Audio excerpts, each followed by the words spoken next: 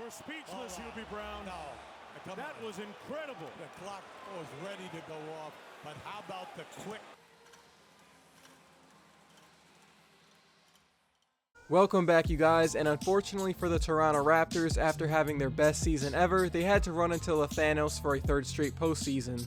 Boston is playing without Kyrie, Cleveland was looking vulnerable going into the playoffs, Philly was in their first postseason together, so this was a great window for the Raptors to get to the finals.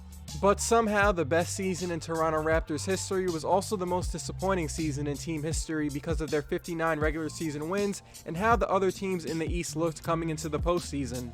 Getting swept in the second round as the number 1 seed is ugly, so let's talk about what went wrong for them in the postseason and what their future looks like.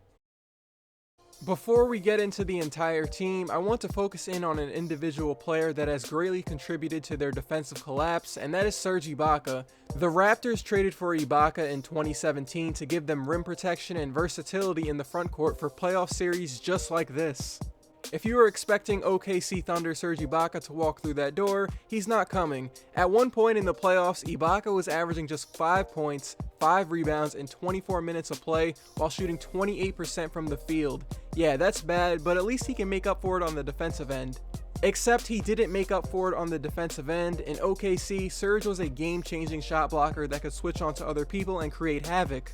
That Serge Ibaka no longer exists in 2018. He was getting killed in the Wizards series on defense and getting killed against the Cavs. He couldn't defend the rim, he couldn't guard Kevin Love, and he couldn't rebound. The worst part is he's getting paid $44 million over the next 2 years, which means he's almost untradeable given how bad he's been on the court.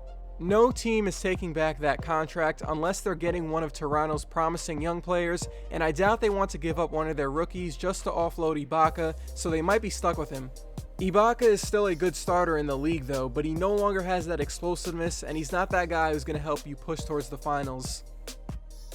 A lot of blame about the sweep goes towards their offense and their inability to recreate a lot of the stuff that worked in the regular season. If you remember, the Raptors put up 130 points on the Cavs twice during the regular season, so some assumed that they'd be able to pick apart the Cavs defense for at least 2 games, but that never happened. I don't think the offense was the biggest problem, it was their defense that just collapsed and ruined any chance they had against the Cavs. During the regular season, they were one of the top defensive units in the league, but in March and April, their defense started to fall towards the league average, and that mediocre defense carried over from the Wizards series into the Cavs series. In Game 4, George Hill had free lanes to the basket like Kevin Durant did in last year's finals. The Cavs were scoring on back cuts from Kyle Korver out of all people. This was the complete opposite from what we saw in the Pacers series, where they played everything tough. Like most teams in the league, the Raptors have no one to give LeBron resistance from getting to his spots. I thought OG Anunoby did about as good as a job as you can expect against LeBron for a rookie. He has the physical size to compete with LeBronto, but he's not totally ready yet. Pascal Siakam has the foot speed to move side to side with LeBron, but he's not strong enough so LeBronosaurus Rex can just move him out the way. I had no idea what they were trying to do versus the Cavs offense. The Pacers clearly had a defensive game plan that I recognized from Game 1 to Game 7. The Raptors, on the other hand, I had no idea what they wanted to do on defense. One game, they wanted to stay home on shooters, then the next game they were doubling LeBron, who just ended up finding open guys. I remember CJ Miles was on LeBron for a stretch of minutes. That went as bad as you expected.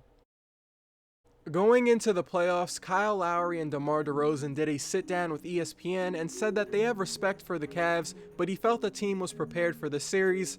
Then the sweep came. I know this sounds fake, but all you have to do is look at the box scores from the last 3 postseasons versus the Cavs. DeMar DeRozan hasn't made a 3-point shot in 14 playoff games against the Cavs. Yes, 0 3-point shots.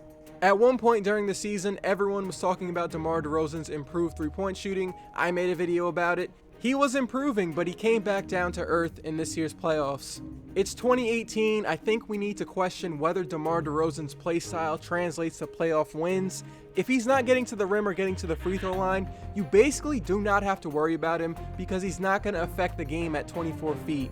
Now, I do not like using plus-minus as an end-all be-all, but DeMar DeRozan's plus-minus confirmed what I saw on the court from him. His 3 worst plus-minus performances of the 2017-2018 season all came against the Cavs in games 2 through 4.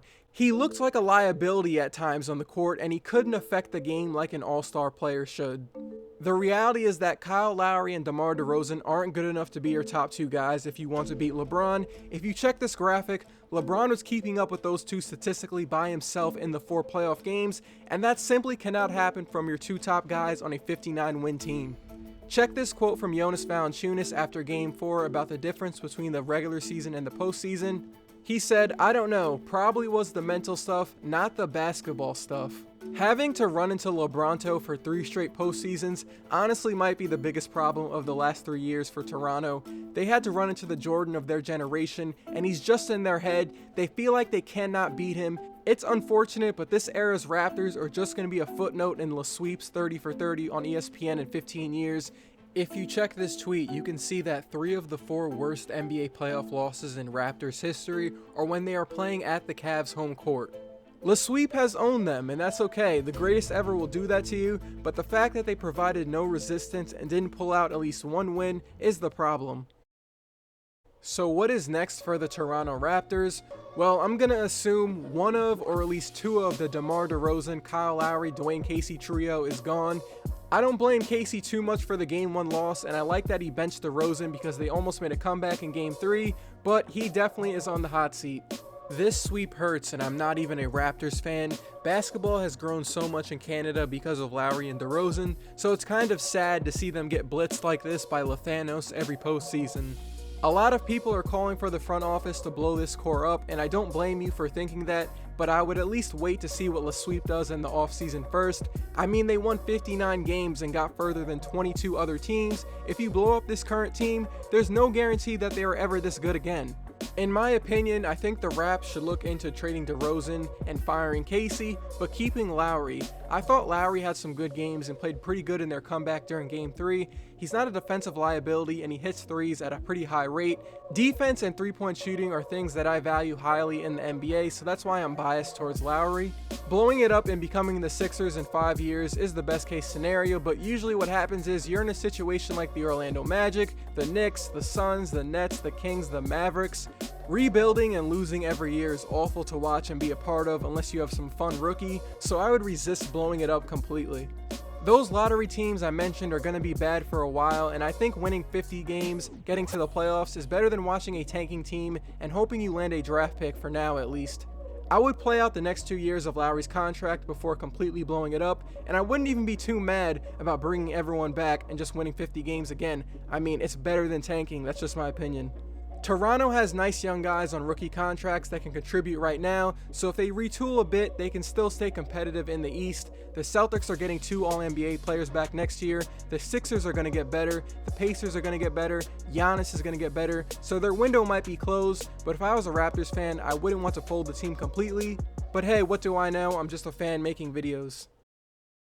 After the Toronto Raptors beat the Houston Rockets in March, I made a video talking about how I thought this was their best chance to make the finals. If the playoffs started 2 months ago, I would have probably picked the Raptors to come out of the East, and it had nothing to do with LeBron, but more due to the fact that I didn't trust the role players around LeBron. But in the last month of the regular season, Toronto's defense and offensive efficiency dropped to around the league average, so I started to lose confidence in them, especially when they lost those last 2 games against the Cavs.